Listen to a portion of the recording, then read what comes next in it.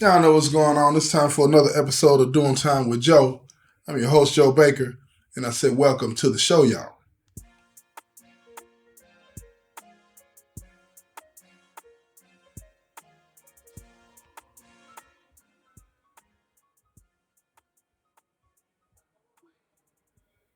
Check me out, y'all. Look here.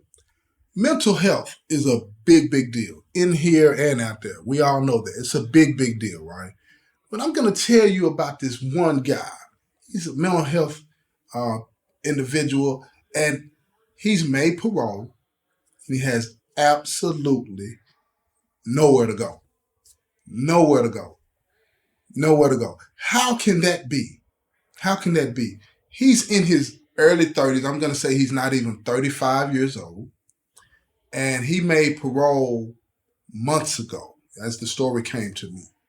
Months ago. Now, let me give you a little background on it. Usually, when you make parole, normally, it'll take maybe a month at the most before they get all your paperwork processed you out and all of that kind of stuff, and you're gone home, right? That's what it should take. Now, when you got certain situations going on where they require you to go to a halfway house or something like that, or you have mental health issues, or if you're a sex offender, they have a lot of restrictions on that, right? So it takes a little longer.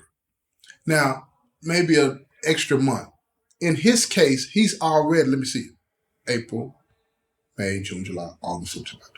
He's already 8 months, going on 8 months behind, right? 8 months behind, should have been gone home. How is it that an individual that has been granted his freedom doesn't have anywhere to go? And this is a very sensitive subject to me, y'all, because, my oldest son, he suffers from mental health issues and he's out there, he lives in our hometown and he walks around the streets and, you know, like he's homeless, but he has somewhere to go. And he panhandles and all because he's cycling. He don't want to take his meds and stuff like that. Dealing with mental health patients is a very difficult, trying time for any family. And I would hope that people would develop patience with people that have mental health problems. And I understand that people have their own lives to live, so they have to move on. But I would hope that people have patience. So because I look at this from the mental health patient's point of view and try to as best as I can. And I'm thinking to myself about the guy that the story that came to me about the guy that doesn't have anywhere to go. I'm looking at it like he has to be terrified. Under normal circumstances, a person that's getting out of prison after he's been here for a while will be terrified. And this guy, he's been here 9 years on an 18-year sentence, right? And he's been in a mental health program and supposedly got all of this help for this, that, or another. And now it's time for him to go, right? He doesn't have his GED because in the mental health program, he wasn't allowed to go to school because he was in the mental health program. What is that about? So now he doesn't have a GED. He has mental health issues. He's on some very strong meds. So where is he going to work? What is he going to do? You got to have a GED at least after, from what I understand, to get a job. Is that true or not true? Somebody let me know. He's got these mental health issues where I'm telling you, he'll just be standing in front of you and he'll just burst out to laughing, or he'll look at you crazy and his eyes get all crossed. And for us in here, we're used to that, so it don't bother us. We're around killers and drug dealers all day, so we see these types of things and we keep it moving. But a person that hasn't been in this environment or been around these types of people going to be looking like, absolutely not. Call 911, get him away from me. When he is really just doing what he normally do, you know what I'm saying? But people that ain't used to that, they're not finna tolerate that. I know y'all ain't. I know y'all ain't out there. I know you ain't. Now let me tell you about this person. Let me tell you a little bit about this person. His mother don't want him. His brother and sister don't want him to come to live with them. Why is that? Well, when he was out, he robbed from his brother and sister. He stole from them. But he says he was doing it to try to survive because his mama had put him out. Why did his mama put him out? Why did his mom put him out when he got kicked out of school? because he got kicked out of school because he couldn't learn the stuff that was taking place. So he ended up being in school. He got to the 9th grade. He's still 20 years old. And they finally said, look, you have to go. By then, he had become a full-fledged alcoholic. His mom had filled out some paperwork for him, according to him, and some other people that know him, and gotten him some disability because she filled out the paperwork and said that his back was messed up, which was a lie. But she got it approved and got him a check. And when he decided not to give her the check, she wanted the whole check. She said, you got to go. He tried to give her $250 out of the $850. She gave him the $250 back and said, get out. You're on your own then. So he left and he met some girl. He said he never knew her. He met her in the streets that night and she took him in at her parents' house. And after a few weeks, they put them out, but she knew somebody that could help them get a rent-controlled place for $150. Now, you know how long ago this was when they could get an apartment for $150. So they got out. They went out on their own and got a rent-controlled place for $150. So the check that he was getting would cover that. But look here, these two young people playing house. Now, listen to them. Let me tell you what I'm saying. He gets $850. She ain't got no job. Both of them high school dropouts, okay? They don't know nothing about no light bill, water bill. They ain't got no car, now one of them. So, and they ain't got no job. So, you know what they did. She started selling her body, you feel me? But not knowing how the game go, you know, she getting $5, $20 for this, that, and the third. You know what I'm saying? That ain't no money. She got to go all day long just to be able to pay a bill. Then he started doing what he do. He was robbing his sister and brother's house, you know, for little trinkets and things that he could go sell. So now he figures he going to graduate and he going to rob a store. So he goes to rob the store. And he goes to rob the store that he goes to all the time. No mask, no gun, no nothing. These folks recognize him. They just give him the money and call the police. The police come and get him and ask him, did you do it? He said, yeah, I did it. But keep in mind, he mental then, but he was undiagnosed. They know something wrong with the boy. So they take him down to jail. When they get him down to the jail, they get him downstairs, and then they tell him, well, we got a whole lot of other robbers. We think you did these. Sign these papers right here saying you did them, and we're going to get you on process through. He don't understand what that means. He think he's going to go home. No. So he signed and said he had robbed 5 places when he actually had robbed 1, and they take him to court. Ain't nobody paying no attention. His lawyer don't ask him no questions. His lawyer's not listening to him.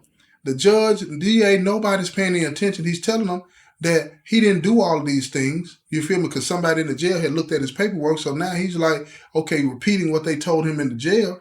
To the judge, ain't nobody listening because they hear it all the time. I didn't do this. I didn't do this. So they don't want to hear it from nobody. He ended up pleading out to 18 years because his lawyer scared him and told him, if you don't plead out and take these 18, we're going to lock you up for the rest of your life. So he took these 18 years. And then he comes to prison. When he gets to prison, they see something's wrong with him. They put him on medication. Now, it all goes downhill from there. Yeah, I know you thought it was already going downhill, but no, it started going downhill real fast at that point after that. Because when they put him on them drugs, now he's slower. He don't understand what's going on. Everything is in a fog. So they end up putting him in a mental health program that's in prison. And they house him in a certain unit with everybody else that has mental health issues. Now he's freaking out because he does not understand. He has mental health issues, but he's never been around other people that got mental health issues. And he's freaking out. Everybody's walking around zombied out, nose running, shoes untied with that shuffle, that Thorazine shuffle as they call it. Nobody is listening to him at all. 1 year goes by, 2 years go by, 5 years go by.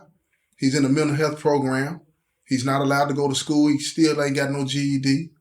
Now he's up on his 9th year. He goes up for parole. And they say, yeah, we're going to give you parole. Based on what? Based on what? He gets granted parole. He has no home plan. So they say, nowhere to go. So they say, fill out, we want to put you in a halfway house. Okay, you would think that they have a halfway house that specializes with guys that have mental health issues, right? And there would be no problem in getting him in a halfway house. You would think if they're going to give him parole, they're going to make sure that he has somewhere to live, right? No, it's on him. So it's on the counselors that have been working with him, rather. They fill out all the paperwork and they send it to these halfway houses, set up these interviews. He has to interview. Come on now. Now, see, normally when you get in a halfway house, you got to conduct an interview with the people that own the house and yourself. Now, this mental health patient, this mental health individual has to sit and do an interview with these people to impress them, to convince them to allow him to come and stay with them. How do you think that's going to turn out? Now, you would think because they accept mental health individuals that they would be a little bit more lenient with him and others like him. No. He freaked them out. They said he was in there laughing, all these crazy laughs that he's got. Like I said, his eyes get crossed. Look like he's looking in 3 or 4 different directions. Again, I say this because I want you to understand what it is. I'm not making fun of him. But when he does that, it's because he's nervous and he's scared, but he looks dangerous. And he said, he laughs like that. Come on now, what are people in the free world going to think about somebody in the penitentiary that laughs like that? He act like the Joker. You understand what I'm saying? So, of course, they denied it. They said, no, you can't come here.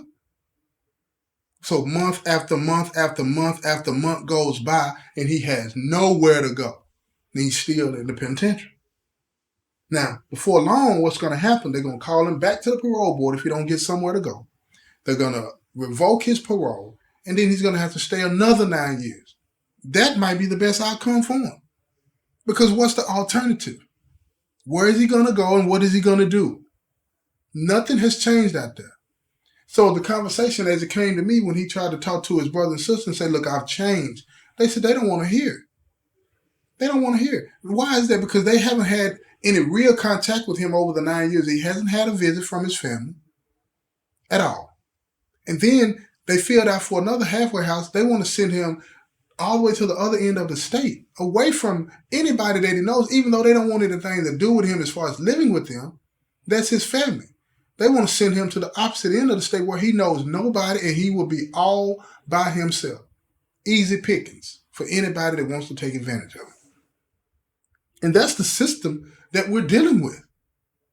That's the system that we're dealing with. So when I think about him, I think about my son. Where's the real help? Because this is what the system is doing. It's setting people up to have mental health issues. The only time that they can get some help is when they break the law. If they do something to get arrested. And then at least they have somebody that will tell them to take their medicine, to take a shower, and feed them and tell them you got to go in there to go to bed. That's the only time they have something like that. But when they are released, it's almost impossible to get any kind of help. And now we have a mental health patient that is getting out of prison that has absolutely nowhere to go. Nowhere to go and nobody to help. And that is the system that everybody's dealing with. But when he does something, if he does something, I hope that he don't knock on wood. But if he does something, then people are going to be saying, well, he had mental health problems. Look at all of the mass shootings that are going on out there. And what is the one component they all want to run on TV and say that all of them have in common? They all have mental health issues. Well, if you knew this, why didn't you do something? Because the system is so messed up that there's almost nothing that you can do until they break the law. And that makes no sense because they are not bad people. They don't want to do that. But think about it. Try to imagine it if you can. Try to imagine life from their point of view. They got things going on with them. Some of them are hearing voices. Some of them are seeing things. They're going through all kind of problems, and nobody's there to help them. So they try to self-medicate, and then when that stops working, they start freaking out. And now here we go. Something's going to happen. Just wanted to drop that on you. Okay? Just wanted to drop that on you. Now think about what I'm saying, y'all. This has been another episode of Doing Time with Joe. I'm your host, Joe Baker. And I say peace, y'all.